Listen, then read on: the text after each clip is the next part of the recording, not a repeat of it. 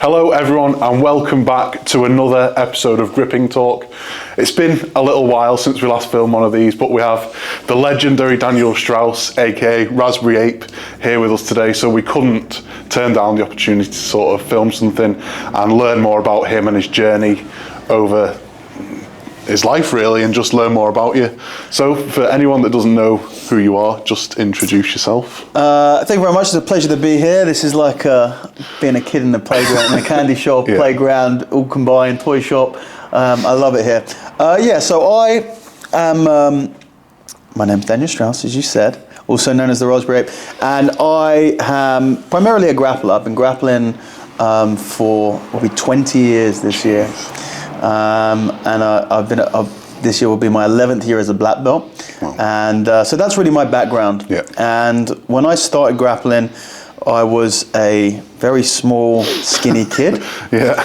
And I weighed like 50 kilos when I first started training. I was like 14 or 15, but I was training with adults. Yeah. So you feel that size difference, and it gave me sort of an unquenchable thirst for physical strength, you know? Wow. And I really felt that, and that's sort of how I grew up. Because I was never athletic. I never played any sport. I never had that. I'm not physically gifted in any way, really. But I got into strength training around about 16 or 17, mainly through Brooks Kubik's dinosaur training. Right. For me, that's the Bible. That's really? Yeah, absolutely. That is the Bible for me. Dinosaur training, and that made, that changed my life really. I started training through his principles, and obviously it's strength training. It's forget about the commercial gym. I spent a few months training in a commercial gym, and then it was like, screw the commercial gym, you're gonna be a garage gorilla. Literally. So I started training in the garage, and that's where I've been ever since. Yep. And it was thick bar training, it was grip training, and that's sort of how I really got into grip training. Nice. Wow. And so that was a long time ago. And it's been going since then. So yeah, grip training has been a big part of my or strength training in general, or what some people would call unorthodox strength training. Yeah. For me, a pec deck is unorthodox. Yeah. For me, a leg press machine is unorthodox, and picking up stones is normal. Yeah. So it's unorthodox is a relative term, but I'll concede to the stuff that I do is not done by the majority of people who are strength training. Yeah. And that was a big part of my sort of my life, and supplementing with my jiu-jitsu. I was a competitive grappler. And a big part of that was also training the grip. So that's been a massive part. I didn't know you'd been doing it that long. I know, it's a long time. I feel like that's kind of a similar path everyone that kind of gets into it at a young age goes through. It's just like 16, 17, it's like, let's get in the gym, and then you kind of choose one path and you go another way. So what got you into like Brazilian Jiu-Jitsu? Yeah, I mean, I don't know, I had this urge, I guess, to do something with the martial arts. I was drawn to the martial arts. I think a lot of kids, when they hit puberty, are. Yeah.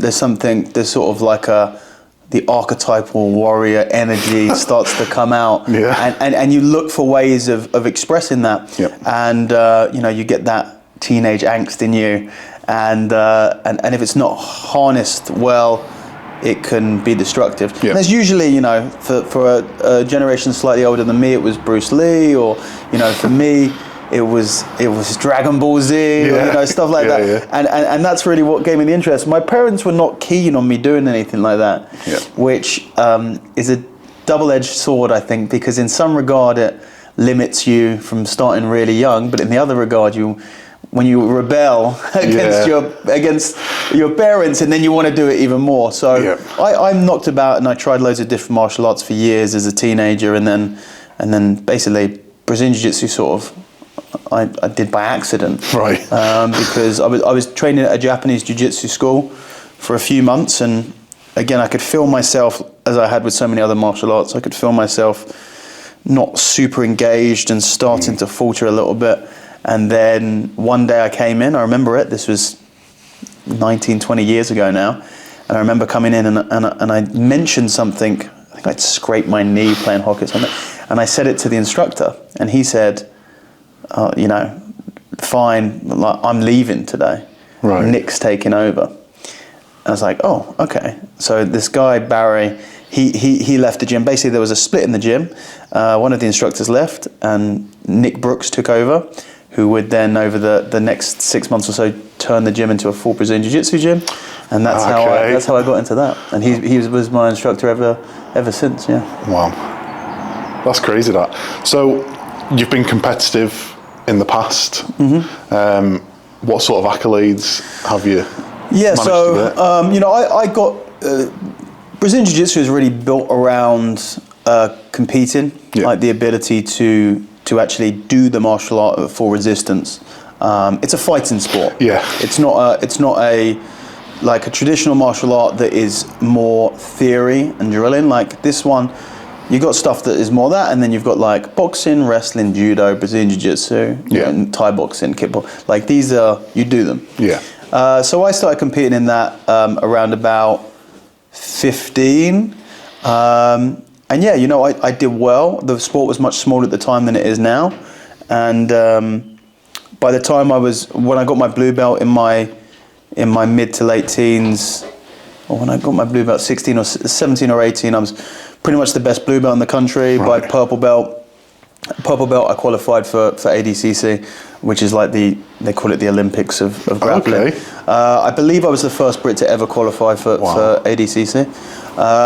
By brown belt, I was pretty much one of the top grapplers in the country and competing internationally, and I got my black belt and back in 2013, 14. Yeah. Crazy.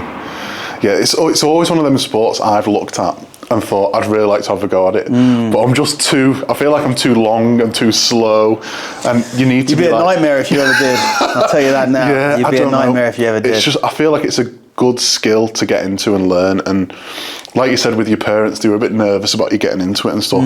If anything, it should be looked at as a good thing, because you're learning all these skills that you've got to sort of protect yourself, and you're going to be training in a sort of a safe environment. Yes, you're going to combat with other people basically, but you're sort of doing it in a safe way.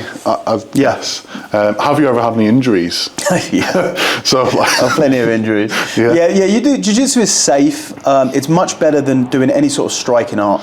Now, obviously, I work in the MMA industry, but I got into jiu-jitsu, very early on. Like, I wanted to do MMA. I wanted to be a pro MMA fighter, and it just didn't. I was like, I'll start jiu-jitsu at 16, and then at 18 I'll start striking. By 21 I'll be in the UFC. 25 I'll be UFC champion. That was sort of the game plan. And by the time I got to like 18, 19, I was doing really well in grappling. I thought, I'm just going to stick with this. In hindsight, I'm very glad I never ever went down the MMA route. Yeah. It's a really brutal sport. Yeah. It's not good for you. Nothing where you get punched or kicked or struck upon the skull is repeatedly. Yeah, is good for you. So in terms of that regard, grappling sports and especially jiu-jitsu is very safe. Yeah. But it's a full contact sport. Yeah. You're still going to pick up injuries. Yeah. Strength training is a really good way of trying to mitigate the majority of them. I think the biggest factor is actually, I don't think it's genetics. I think it's like how much sport you played as a kid. Right. The people that I see who are very resilient have been lifelong athletes. Okay. And if you start just a little bit later, like I started taking sports seriously when I was in my mid-teens, even then you're past the point of primary adaptation. Yeah, you are. So you actually want kids playing sport from about 6 or 7. Yeah. Like 7, 8, 9, 10, 11, 12, like pre-puberty. Yeah. That's where you're going to build a lot of stuff that's going to last you the rest of your life. Get that note down for George. Yeah. And it doesn't matter what it is, Like I personally, I don't have kids. And everyone has plans about how they want to raise their kids, and then they have kids and it goes straight out the window, right? Literally. But I would not, people would expect me to try and get my kid into jiu-jitsu really early. I wouldn't. Yeah. I wouldn't have tried to have my kid doing jiu-jitsu until they were probably early teens. Yeah. I think that's what Eddie Hall did with his son. I'm sure he said, you can come to the gym with me on your 13th birthday, and then not a day before, and then Because like, I see a lot of kids, not to get too sidetracked on this, I see a lot of kids, or their parents living vicariously through them, and they have them train jiu-jitsu from 4 or 5 years old, and they're great, and by the time that they get to 15, they're completely burnt out. Yeah, they don't care anymore. They don't want it anymore. And they're rebelling against their parents that want them to do the sport, so they don't do it. So I'd have my kid doing like gymnastics is really good, dance is really good, track and field stuff is good, like anything, just like get them active. Yeah. And then they say they don't want to do that sport anymore, pick another one. Yeah, it's got to be a natural, sort of organic interest, hasn't it? But anyway, yeah, so in terms of going back to injuries, I've had plenty of injuries. I had a back injury like when I was like 21, like 12 or 13 years ago, which is an interesting one. I injured my back pretty bad, and the thing that fixed it is like the thing that you'd least expect is picking up stones. And sandbags, yeah. The Dinnie stones. Wow. I would say that the most significant turning point for me physically in my life was training for the Dinnie stones. Wow. And when I say like, why was it such a significant turning point? Because I was like crippled. Really? I was crippled in my early 20s with a back injury, and I sort of had condemned myself to a life of disability almost. Jeez. And I say like, I'm being very dramatic with it, but I mean like I couldn't stand upright for more than 10 or 15 minutes. If I just stood for 10 or 15 minutes, I'm going to have a flare up in my lower back. If I try to walk for more than 10 or 15 minutes, I'm going to have a flare up in my lower back. And I had that, and I got a dog about 10 years ago. Right. It's his birthday in a couple of months, it'll be 10. So just under 10 years ago, I got a dog, and that gave me some exposure therapy to walk him. Yeah. And that made me a little bit better. I mean, it meant that I could walk for a little bit longer. But I still never thought that I'd be able to. I believed that I had been condemned for the rest of my life to always be limited to a degree by my lower back. Right. And then David Horn, and we were talking earlier, said I buy everything David Horn makes. Yeah. David Horn released some Dinnie Stone trainers, and I knew about the Dinnie Stones at that point, and I knew about historical stone lifting, and when I first found out about that, my back was already injured. I first found out about that stuff, and I just went, okay, well that's something I'll never be able to do. Right. That says, you know, yeah, it's a lot away. You know, I can't play professional basketball. Yeah. I was like, okay, well that's just something I'll never be able to do, because that hinge pattern is really the problem for me. And then he released the Dinnie Stone handles. I go, well, I mean, David Horn's released a product, I have to buy it. So I bought these handles, and then I started playing around with them. And the interesting thing with the Dinnie Stones is that the hinge for me was the issue. Right. So when I was playing around with this straddle deadlift, there's no hinge. There's just a leg drive. Yeah. You can be very upright. Yeah. So I start picking up these things, and I go, my back doesn't hurt. And so I put a bit more weight on. And over a few weeks, I'm like doing some serious weight with this. And after a couple of months of training, I was having no pain whilst I was doing this exercise, but then I started to notice that I was having less pain in general.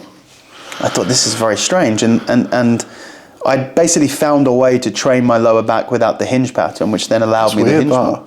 And then took it to the next stage. I'm like, okay, well maybe can I lift sandbags? Yeah. So I got some sandbags, and I started to lift these sandbags, and my lower back pain became less frequent, and when it flared up, would flare up for less time.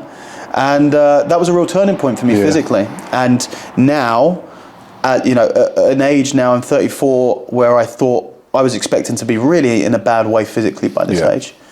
I feel great. Yeah. And I can pick anything. I'm no longer scared of, the fear of lower back pain is not a fear for me anymore. It just does not affect my life, which is, it's incredible, really. And it's just a testament to sometimes the stuff that you think is going to be worse for you is actually going to be fixing you. Yeah. Are lower back injuries common with that? Because we know James Rogers, who's into Brazilian Jiu-Jitsu, lower back pain. I think Henry Cookie used to have back pain. It is. Look, lower back pain is the most common physical ailment for anyone. Right. That is the one. Yeah. Lower back pain is endemic. Yeah. Like everyone gets it after a certain age. I just got it really early. Yeah. Usually it's I've got late it to look 20s, forward early to, though. 30s, you know, but Yeah. I had it when I was 21. And now I would say, from there I was like, I've got a back problem. Now, in my mid-30s, I imagine that my lower back is probably stronger, more resilient and less painful than most people my age, you know. So, and I expect as that goes further on, my back will continue to be strong whilst others will start to get weaker. Yeah. It can be, it depends on the game. Right. Generally for smaller people, the lower back can be more of an issue because they invert more. So if they play a particular game in jiu-jitsu where they're inverting a lot and they're being crushed under heavier guys, then that can cause, so there are a lot of people who do suffer after a little while, But mine was caused by lifting. It wasn't caused. Was it really? Yeah. So have you lifted Denny Stones? Yeah. Did you do it? When was that? I lifted Denny Stones in August 2019. Right. Okay, so not that. 6 years ago now. Flipping heck. Yeah, I know. Time flies, I know. Did you do anything else while you were up there? Yeah,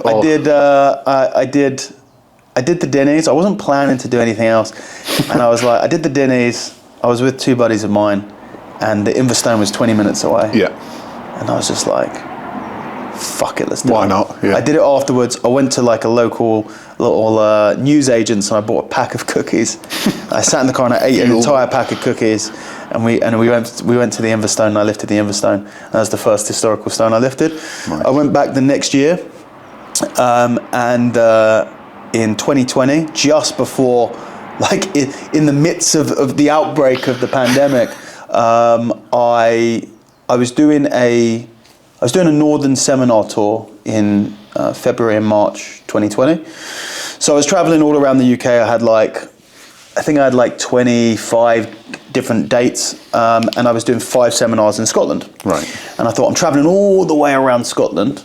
I'm really interested in doing some historical stones. So I was like, screw it, I'm gonna spend those 5 days doing stones as I travel around. Yeah. I'm gonna, do stones during the day and teach jiu-jitsu at night. And I spoke to a buddy of mine that I'd met a few months prior, who was a videographer, and we had a chat. And I was like, I'm going to do this cool thing, come video it. Yeah. And that ended up being a series that we created called Stones and Strangles. Nice. Which was, we had no idea what it was going to be when we started filming it. It was going to be a 20-minute vlog or an hour-long film, and it ended up being 8 episodes. Wow. Yeah, 15 to 20 minute, 8 episodes. And it was an incredible trip. So where can people watch this? That's on YouTube, Stones and Strangles, There you yeah. go. And we wanted, that was, he's since then, that was 2020, since then he is, that was his first ever work he did as a videographer, really. Right.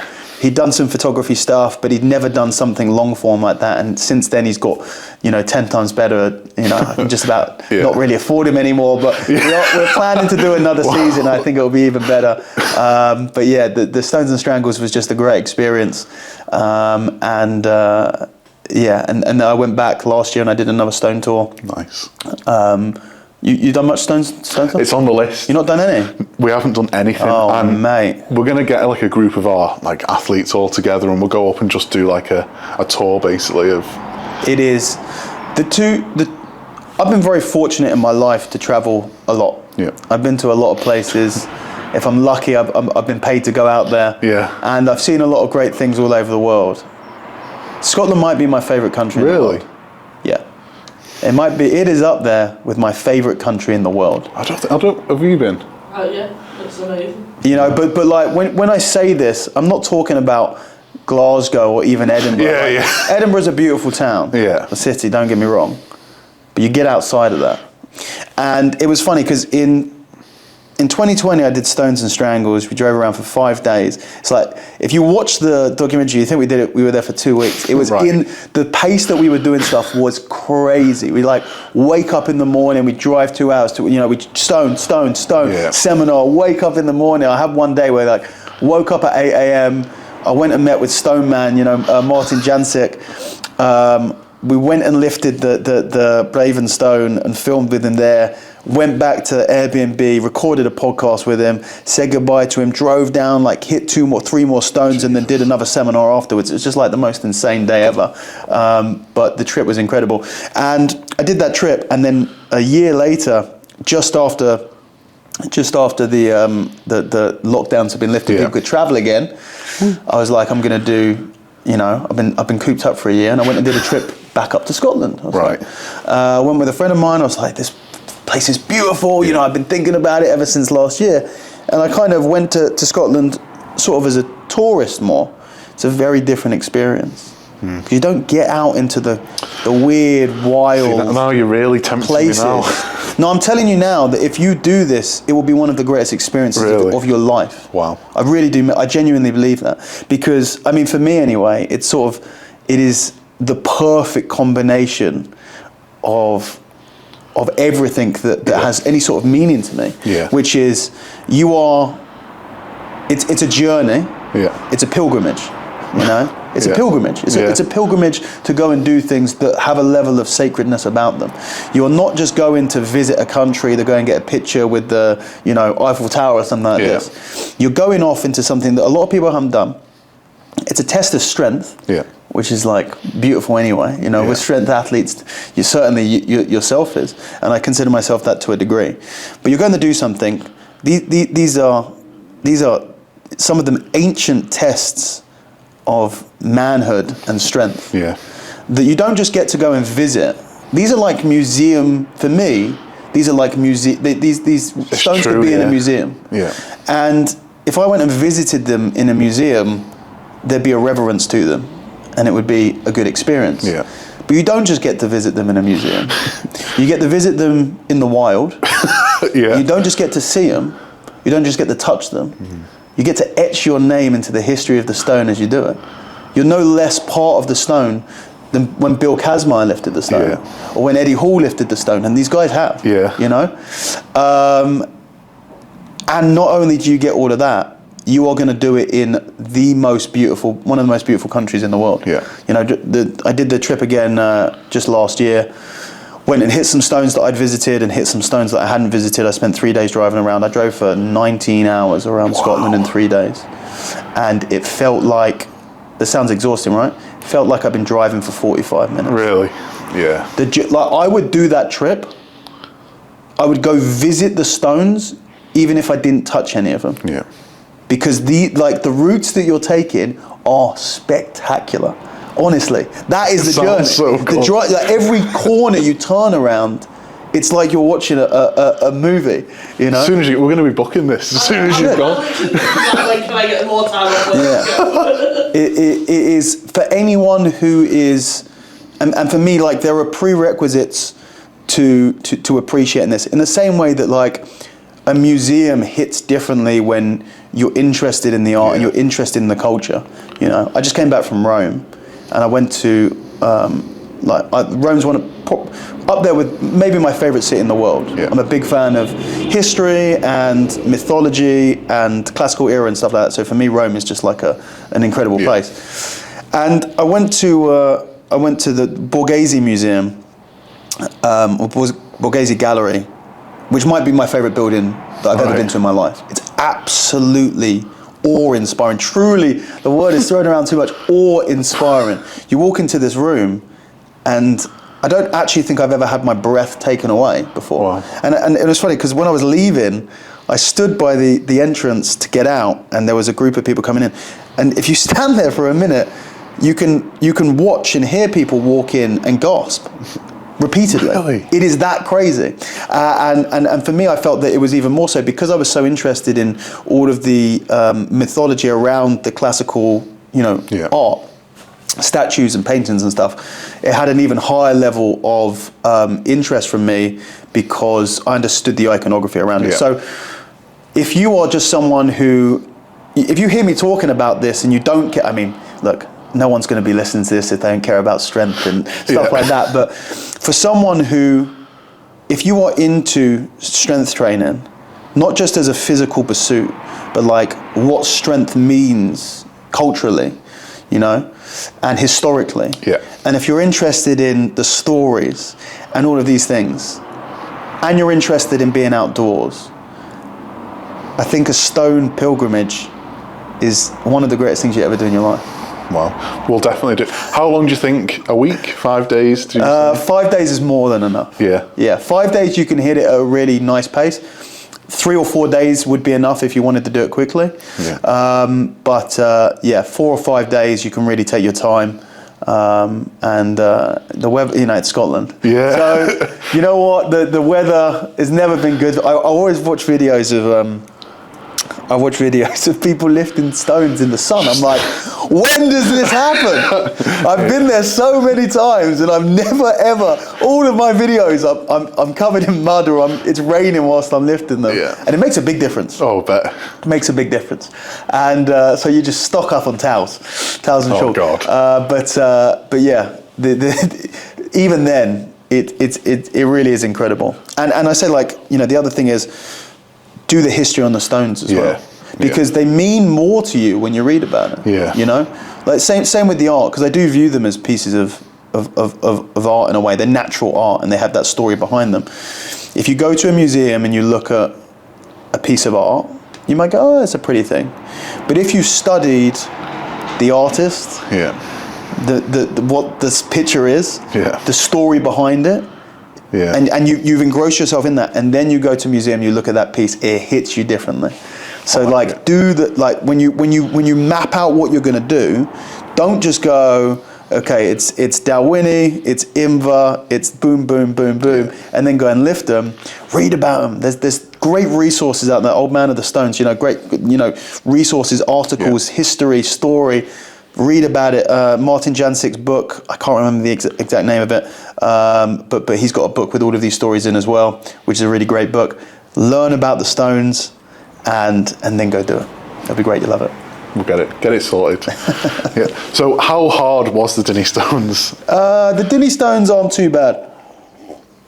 It depends. I think there's quite a lot of different ways. You will not have a problem. Yeah, this is. You will not have a problem. You would probably not need to train. I imagine you've got Dinnie Stone trainers. I don't actually. You don't have. It's the one that you don't have. Literally. Yeah. Get some. I know. Get some. It's been on the list. I keep saying that. Get some, but you could. You've got loading pins, and you probably got some rings and stuff. Yeah. You would not have a problem. Yeah. Because it is a grip test. Yeah. It is a grip test. Make no doubt about it. It's a lot of weight, but it's an easy position to. You're not going to find a stronger way to lift that amount of weight. Yeah. It's a grip test. If you do hook grip, it will be even easier. You probably got quite big hands. Yeah. So if you get into, I wouldn't. I don't think you'd need to. You could do if the Dinnie Stones appeared here, you'd be fine. That's what we. So you wouldn't have to worry about it. But the Dinnies are different to all the others, right? Yeah. So Dinnies are not proper manhood stones. Yeah. Because they've got handles in them. Yeah. And it's different in general because you have to book in your attempt. You go there at a certain time. So when I say stone tour, I've never done a stone tour that involves the Dinnies. Yeah. The Dinnies I did separately. I think that's the way you've kind of got to do it, isn't it? You can. Well, you can do a stone tour around it. Plenty of people do it. I mean, a great way to do it, you go to a Donald Dinnie day that they do, which looks really cool, and there's some other events there and stuff like that. I'd like to get up there for one of those. That'd be really cool. Yeah. Didn't Big Loz do like a carry on a truck? Yeah. That's what they do. They get the Dinnies, they put them up on a platform, so they're raised above. You can see underneath it, and which is. I mean, it's nice doing it outside the cafe where they're stored. Yeah. But doing it at Dinnie Day is pretty cool. You'll be around a lot of like-minded people, super fans, and that's it. Yeah. Oh. You've made it sound unbelievable. I need to get paid by the Scottish border tourism or something. Yeah. Send it to them. No, it's great. Honestly, it's like I don't. You overhype a movie and you watch it and there's no way. Just rain. There's no way it can live up to expectation. But do you know what? I've done it multiple times now, and it is so incredible in my opinion that. I can exaggerate about it as much as I do, and still have faith that it will be even more incredible in person. Yeah. Amazing. Yeah. So you mentioned about going up to Scotland to do seminars. Yeah. When did you sort of transition from competitive grappler to teaching people? Well, I never did. I started teaching. I I started teaching jiu-jitsu when I was 16. Wow. Yeah, Right. so I've been training for a couple of years when I started teaching. It was just a different time. I was a blue belt. I was a skinny little blue belt, 16-year-old. I was an okay grappler, but and I started running my own class. I've been teaching ever since. 18 years this year. I've been teaching for. Yeah. So I was teaching whilst I was competing, and then when you get your name out there more as a competitor, it brings more interest in as an instructor. Yeah. So yeah, I've been teaching. I've been teaching seminars for a long time. I think it's pretty fair to say that I've almost certainly taught more seminars in the UK than anyone else alive. Yeah. Jiu-jitsu seminars, probably 300. Wow. I reckon so. Yeah, over the years, over 10 years or so. Do you have a favourite club that you go and visit? Do you know what? It's there's lots of clubs. It's the people. Yeah, that's it. There's some really nice spaces. Don't get me wrong. There's some really nice spaces. There's some really not so nice spaces. Yeah. But it's the people, and for the most part, everywhere you go, people are super cool. Yeah. Yeah. Amazing. So, do you think? I know you mentioned you've kind of been into grip training since 16, 17 from the dinosaur book. Dinosaur training. Yeah. You ever heard dinosaur training? No. Oh wow. What sort of equipment and movements do you think help you within your sport, really? Good question. Well, that's a very deep answer. Yeah. You could write a book on this. Yeah. Which I did. And yeah, I guess one of the big things that my approach to when I sort of try and educate about grip training in general is that there's a lot more to grip training than what most people think. Yeah. Most people think that grip training is just about like how hard does your hand close, and that the only way to train it is with a torsion spring hand gripper like that. Literally. And that is, grip training is so multifaceted purely because of the complexity of the lower arm, right? In the same way that someone's going to the gym and they go, what are you doing in the gym? And the answer they give back is, I'm training my body. And I was like, well, what does that mean? Yeah. Are you doing push, pull? Yeah. Are you doing arms, chest, back? What part are you doing? Probably chest. Probably, yeah. And so that's as vague, like grip training is as vague as body training, in my opinion. Yeah. So there's lots of different types of grip training. I sort of use some of the categorizations that other people use, and I have some of my own as well. But that you have crush, which is for Stanley and grip, like crush as in grippers and thick bar stuff is sort of considered the same thing. Yep. For me, they're so different. I separated them. I have what I call crush, like the concentric closing of the hand, and thick bar stuff would be open hand support, hand support, closed hand support, pinch strength, vertical gripping. And then all of the movement, finger strength, which is like mid knuckle stuff. And then all of the movements of the wrist, flexion, extension, deviation, supination, pronation. Yeah. And the wrist is a big one. I mean, that is the one that I'm sort of most interested in at the moment. I just a couple of days ago released a program, a wrist training program called the Iron Wrist Program. Check it out at Funnily enough, that's one of the Academy areas. on time, academyonline.com. Yep. I'll have to get it. It's one of the areas that I'm working on at the moment, wrist. I'll send it to you. The wrist thing is fascinating. Yeah. The wrist thing is fascinating. I mean, for me, strength training and grip training has always been focused through the lens of grappling for me. Because I'm like, what do you do with it? Yeah. It's nice to be strong. You've got to do something with it. Yeah.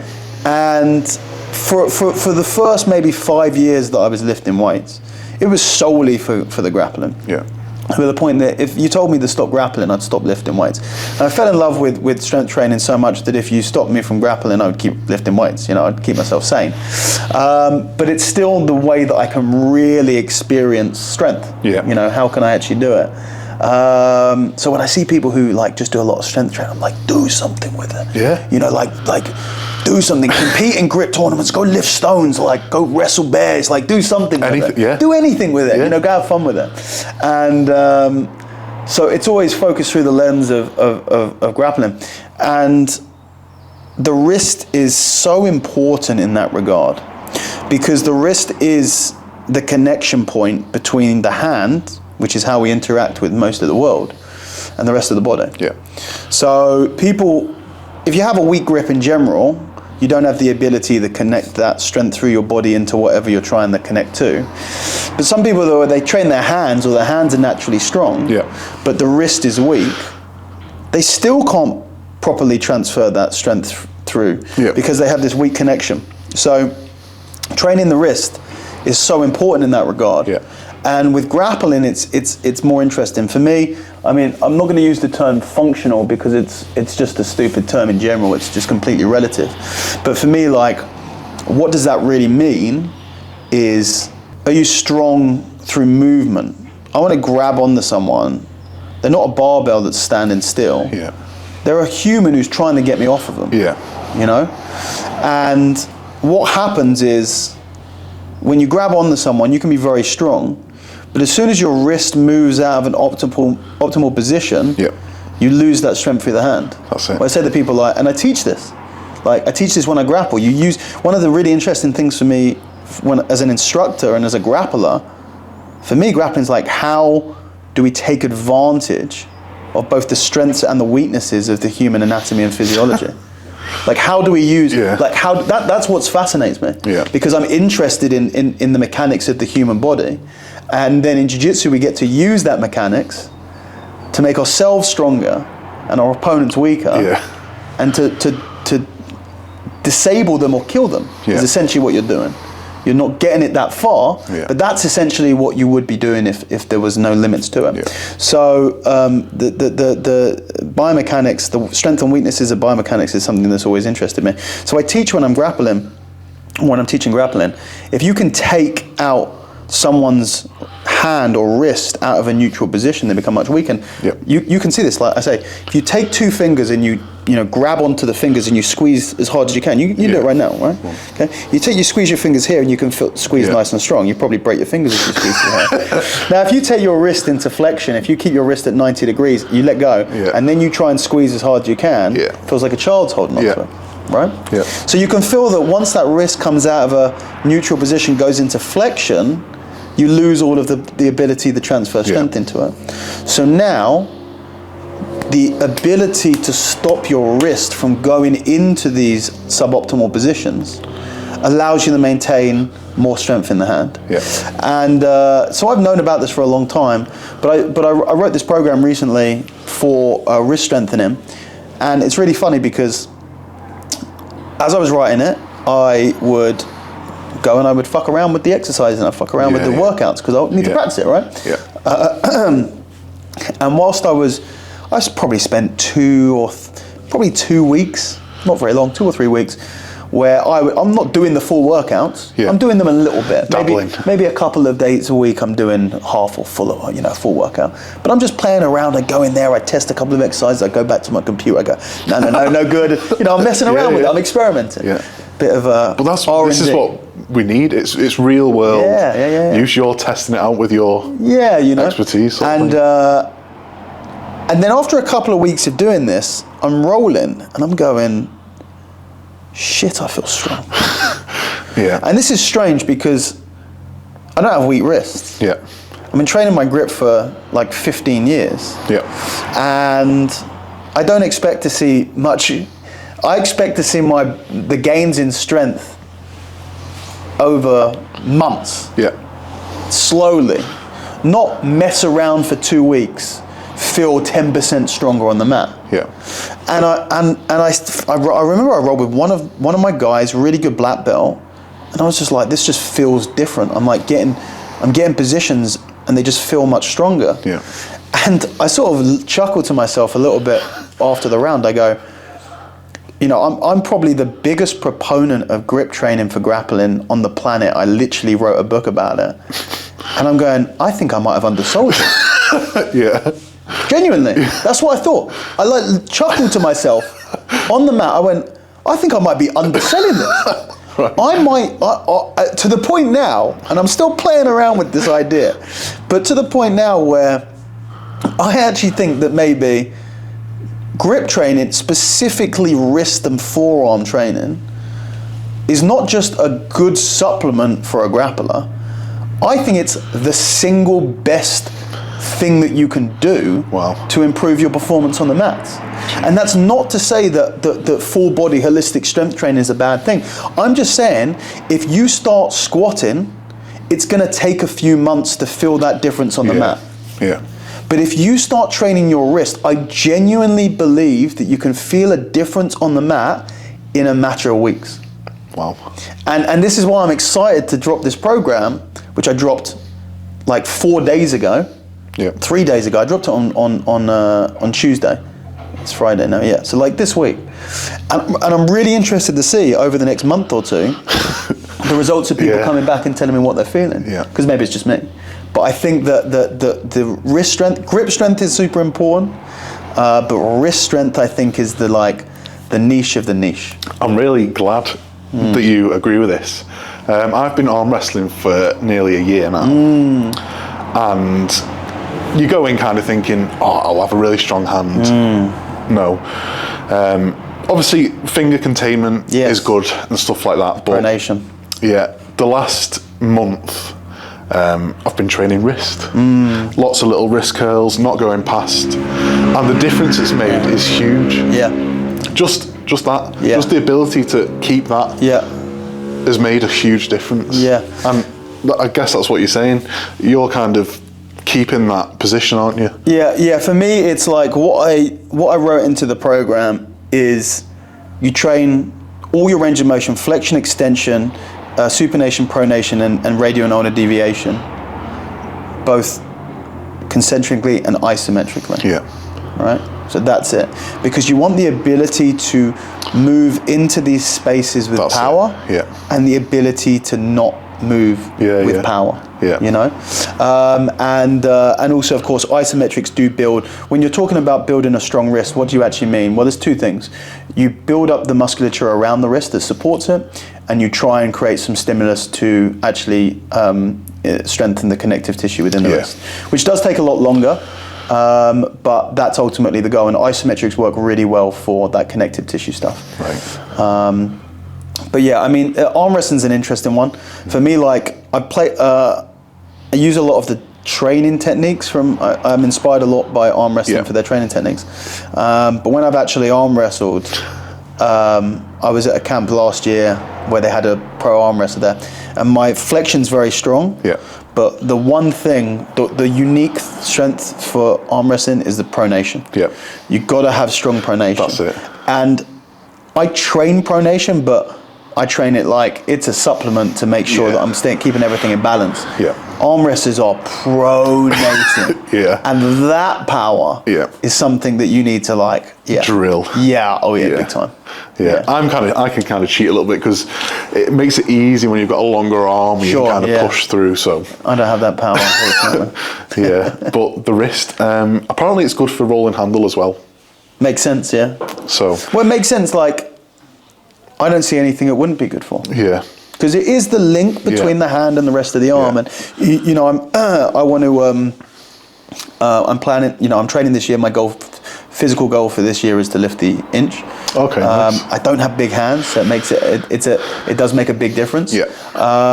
And strengthening that wrist, and my pinch is like not super strong, but trying to keep that wrist strong enough that I can hold that weight without going into more of a pinch position is going to help me a lot. So we'll see. Oh, that's an interesting one. That's a good goal, that. Yeah. Have you got an inch? Yeah, I do, yeah. Nice. Is it Nathan Hull one? It is. Yeah, of course. Yeah. Have you got any other lower ones, or are you just straight in at the 78? Bro, you see my garage, man. I got everything. I got adjustable. I got a little 28 inch. I've got an adjustable that's loaded up to about 55. I've got a crazy plate loaded inch replica that's 61 without. What do you think about them?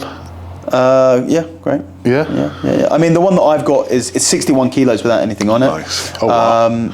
Yeah, so it's heavy. Yeah. And I've got a full inch. And then I've got a plate loaded 60 mil handle. And then I just got sent by Mark Haydock, Magni Grip. I just got sent a even bigger with a live handle. Dumbbell. Oh, I think I've seen that. Yeah. Yeah, it's solid. Yeah. It's a solid piece of steel, isn't it? Yeah, exactly. Flipping heck. And then I've got an offset dumbbell, and then I've got Nathan's fat grip offset. Yeah. All the tools. You know me, mate. It's only a matter of time. Well, do you know what it is? I was hitting it quite hard last year, but it's one of these things, you know, best plans. Which every time I like start to find some ground with my inch stuff, someone like bashes my thumb on the mat. Yeah, and it took me out for like I couldn't do thick bar for like a couple of months last year. So, but we'll get there. That's the goal for this year. Yeah. What body weight are you? I'm about 90. So it's a big lift, really. Weight wise is fine. It's the grip, and it's that rotation. Yeah. That's the thing that people don't understand. You load up that weight it's a classic. Without I lifted 164 kilo kettlebell one-handed last month. Yeah. Like, the weight's not a problem. Yeah. It's that rotation people don't understand. It is. This is what we try and get out to people when they're like, I've lifted 120 in the gym. Mate, is that good? And they're like, it's a completely different lift. It's stopping that roll out the hand. Yeah, exactly. Yeah. Which you get from the globe. It's the size of the dumbbell on the globe as well. Yeah. Do you have any other goals for this year? In terms of lifting things, or like targets. No, the inch is a good one for me. I mean, I don't have that many like physical goals in general. Like mainly stones. Like I want to do Husserl. Yeah. But that's like really a long-term goal for me because, again, I'm not a massive guy, and doing a walk with 185. I mean, lifting the Husserl is a world-class feat of strength, let alone going for a walk with it. So I've got a lot of work to do there, and just generally to lift Icelandic stones is a lot of work. But the inch is inch right now, maybe a blob. I've got pretty close to a full blob. Nice. Yeah, that's about it. Yeah, that's it for now. Good goal to have. Yeah, it's a good goal to have. Yeah. A lot of people try and get that 78, but like you said, it's just the spin. I think we've got a board there. There's about 9 names on it. We've had hundreds of people here that everyone tries to lift it. Yeah. But it's one of them. One day, are you gonna? It's the unliftable dumbbell. Come on. Yeah, I suppose. You know what? I went. You been out to the States? No. Okay. If you ever get out there, if you ever get to Austin, I was in Austin in February, and I posted that I was there, and someone messaged me. They go, "You got to get to the Stark Center of Physical Culture." Right. And I'd kind of heard of this thing. I didn't realize it was in Austin. And on the last day that I was there, I went and visited what felt like someone had made a museum for me. Right. I walk in there and there's a giant statue of the Farnese Heracles, which I have like 2 of in my house. Right. And it's... Did you know this before you went, or was it like a bit of a surprise? Yeah, it was a surprise. Yeah. Oh, nice. And the Stark Center of Physical Culture. You know, Jane and Todd. God, that's embarrassing. You know who I'm talking about? No. They are. I almost feel like I'm actually. It's so bad. I need to respect these people enough that I need to. I thought you were going to say something about like the Marvel, the Tony Stark Center or something at first. No, Jan and who was it? Terry Todd. Jan and Terry Todd, who are these sort of. I think Jan is like she's in charge of this. She works at the university in Austin, and she built this museum essentially of physical culture, and it has not just artwork, but it has lifting apparatus from so many of the great old-time strongmen. Wow. We're talking about like the Apollo's axle, you know, Louis Sears dumbbell, you know, like, I mean, incredible. I mean, it's just an insane place. And I spent 2 hours walking around there, and I was just mind blown. They have floored. They have Mark Henry's properly unliftable dumbbell that nobody on earth has ever lifted out of the box. They've got it there. amongst like loads and loads of other insane things. That's if you're around that area, if you ever can get to Austin, the Stark Centre of Physical Culture, absolutely incredible. That's mad. Do you know what? It's funny that you mentioned Mark Henry. One of our friends went to some kind of convention where he was at the other day, and he brought up to him about the dumbbell, and he was like, nobody ever asked me about that. Really? Yeah, and I was like, that's what I could ask him about. Yeah, it's one of the coolest things ever. Yeah. And he says no one ever mentions it to him. Yeah. Funny. Good old Mark Henry. Yeah. Well, do you have any questions for me or anything? I don't know, mate. I mean, drop you on the spot there. Yeah, absolutely. I mean, you put me back into podcaster instead of guest. Go on, tell me what was the inspiration of starting God's a Grip? I guess I was like into strongman, sort of always into like sports. You know, I feel like that's natural for a lot of people. Go into sports, different sports. Went into strongman 'cause quite a big guy. You know, I was like 145 kilos in my prime. You know, big. Must be nice. Big guy. And then one day, this Stuart Scott at Southport Strongman, he just thought, we'll do some grip training, like plate flipping, and I just loved it. So went on Google, having a look. It was Rolling Thunder, Captains of Crush. Yep. And back then that was it. Yeah. There wasn't really anything else. And you know, I was just in my shed working out. I was like, what else can I do? And I was like making little wrist rollers, making little rolling handles out of pipe, and started posting on Instagram. People were like getting into it. I thought, I might make a website and blog my different exercises, write them down, share them with people. And it's literally just gone from there. Amazing. Yeah. And then slowly we've just I've dropped the ball. I mean, this could have been mine. Yeah, literally, yeah. I mean, what's like the biggest lesson that you've learned over you've been doing this for 8 years, running the shop? A lot. I guess because it has been such a slow growth. Obviously, I was like still working full time before this, and then it's just been a really slow learning, and you've just not got to be afraid. You've just got to have a go and trust your instinct, I guess. And a big lesson I did learn probably just after COVID, I got like obsessed with trying to grow the business, and all my time was just going into this, and you forget to sort of take time for yourself, get back in here doing what I enjoyed. And sort of last year I really got back into it, and I'm enjoying it again. And I think that's, you know, you've got to enjoy it. That's the main thing. Yeah, there's no point creating a business around your passion if you lose the passion. Literally, yeah. I lost just the business. And I didn't. It was probably a year I didn't train, and I just had no interest. I tried to do it, and I just couldn't. And then last year, it just started. Well, that's what I love about businesses like this, and it tends to be the case when you have a business that is small, and it's great to see that it's growing so much. You know, I mean, it's by far the biggest grip training company in the country, maybe in Europe. It's when you have these niche businesses, they're always built out of passion. Yeah. Nobody sits in like a hedge fund board meeting and goes, where's the next big business idea? And someone goes, grip strength training equipment. So it's born out of passion. Yeah. So it's funny, like, especially the grip strength world, everyone who makes these things, they're strong as fuck. Yeah. You know, Nathan Holly, I picked up the Holly dumbbell last year. Yeah.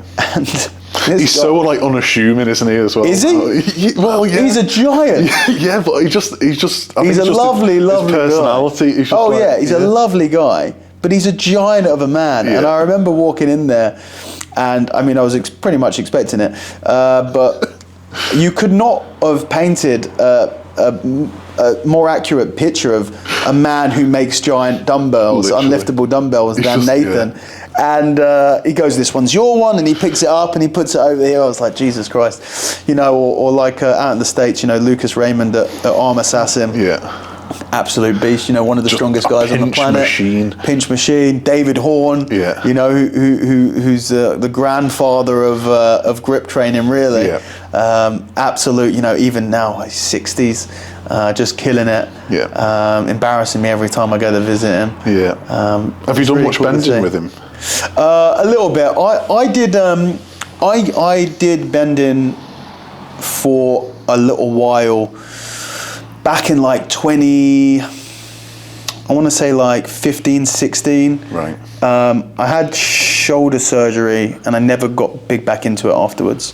When did I have shoulder surgery?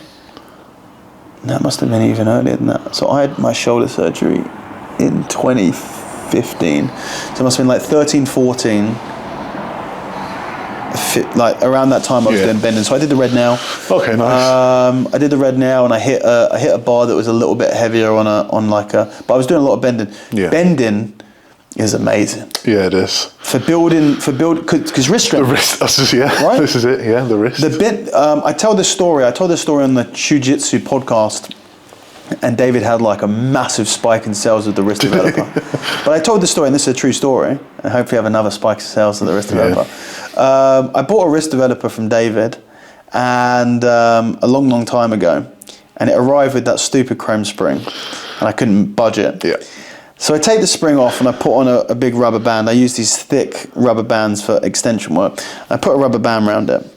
And every day I would add another rubber band. Yeah. And I had it in the passenger seat of the car. I'd have it in the jiu-jitsu gym with me. Yeah. And I'd just be hitting this thing all the time. Yeah.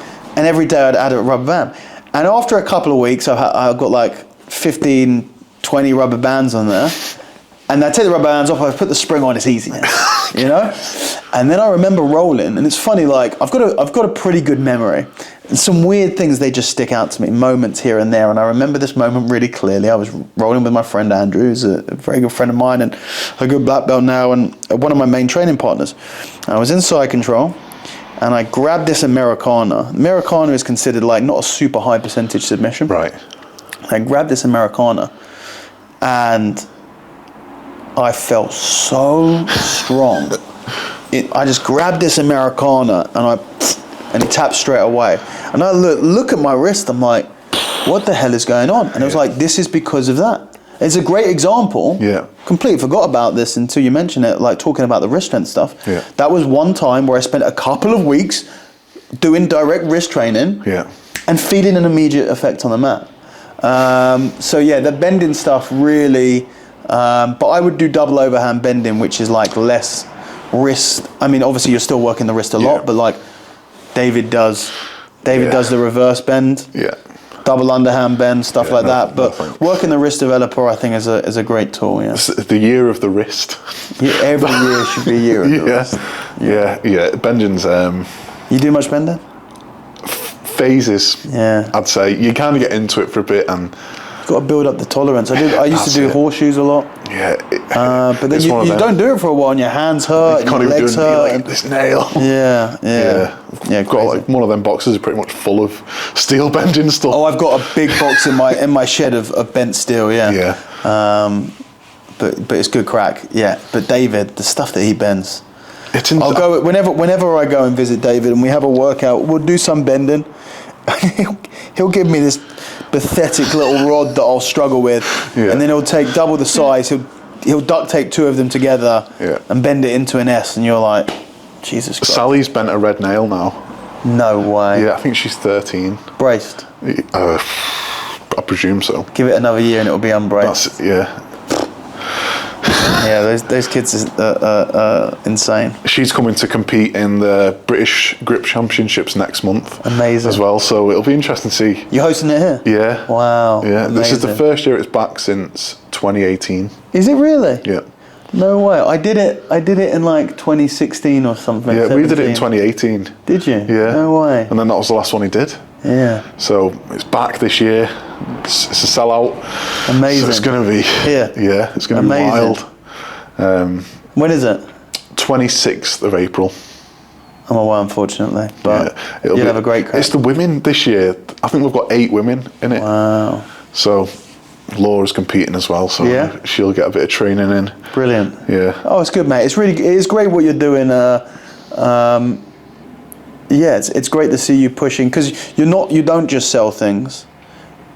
Selling things is one part of the bigger mission, which is to get grip sport out there and to educate. It's the competitions. I just love doing them. Yeah. It's like you get experienced people, you get brand new people that have never been here before, and it's kind of just... It's a fun day out, isn't it? Yeah. You know, it's like strongman. When you have these niche sports, and you're not really competing against each other, you're competing against yourself, and you're trying to get your own PB. There's this incredible sense of camaraderie and support in the community, and yeah, it's a good day out. Yeah, that's it. The community, it's good. Like, you know, consider people my friends. You know, when they come, and anyone's welcome to come and train here with us and just have a go on any of the stuff. It's just fun, isn't it? You know, 100%. Yeah, 100%. Yeah, whenever people come and visit me, and if they're stupid, they'll start showing an interest in my stuff, and then it's game over. Yeah, the slippery slope. Because I can talk for 10 hours straight, going and talking about all of the different bits of kit, and you know, I can nerd out pretty hard on that stuff. You'll have to come down to the cave that'd be amazing. Sure. Right, well, I'll finish with a few questions. Okay, for hit me. If you had to pick one piece of equipment to train with, what would it be? Okay, I can give you an answer to this because I've been thinking about it recently. So I have the repeated theme that I always end up going back to more and more these days. I have if you don't mind, a long answer to this. Go on. Okay. Not that I can give a short answer to anything. I sometimes do these podcasts and I'm like, here's the lightning round, and like every answer will be 10 minutes long.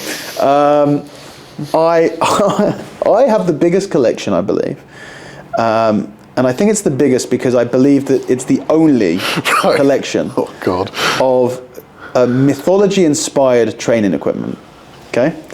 I have a lot of them. Okay. And I win on by default because I don't think anyone else is competing with me.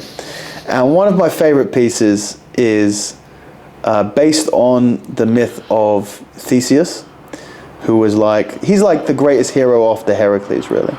And he has his own labors, he has his own adventures, defeating monsters and bandits and stuff. And the first one that he comes across is this giant called Periphetes, the club bearer. Right. He's son of Hephaestus, who has this bronze club that he uses to beat people and rob them. Nice. And he comes across Theseus, and basically Theseus tricks him into giving him the club, and he gives him the club and he kills him with it. And then Theseus kills this bronze club. Keeps the bronze club. And I've always wanted it, and last year I finally went about and did it. I had a friend of mine who's a woodworker come up with a wooden blank, basically, because I already had him create Heracles has his own club out of olive wood, so I have an olive wood club for him, and I wanted a bronze club of a slightly different design. So I had him make this wooden blank. I sent it to a company that casts metal, and I had it cast in bronze. Wow. And to be honest with you, I expected this to be I don't really use my Heracles club much. It's like, until I got this new one, it was like one of my favorite things that I own. How heavy is it? The bronze club is 20 kilos. Okay. But it's thick. It doesn't feel like 20 kilos. Yeah. It has almost, in the same way that sometimes a stone gives it, like a stone's power almost gives it more weight. Right. The same way like an inch dumbbell has a power to it, a spirit to it, where it doesn't feel like 78 kilos. And we understand why, you can break down the physics. It has rotational torque and a thick handle, but it just feels heavier. Yeah. This club is the same. It's 20 kilos, but you could tell someone it was anything. And when I had it made, I genuinely expected it to essentially be like a showpiece, that it wouldn't really get much use. Yeah. I have touched this thing, I have held this thing in my hands every single session I've been in the gym since I got it. I am obsessed with this thing. Because it's like, it has a taper, and it's heavy, and it's thick, like all the way along, and thicker on one end than the other. Any way you hold it, anything you do with it, feels like you're fighting it.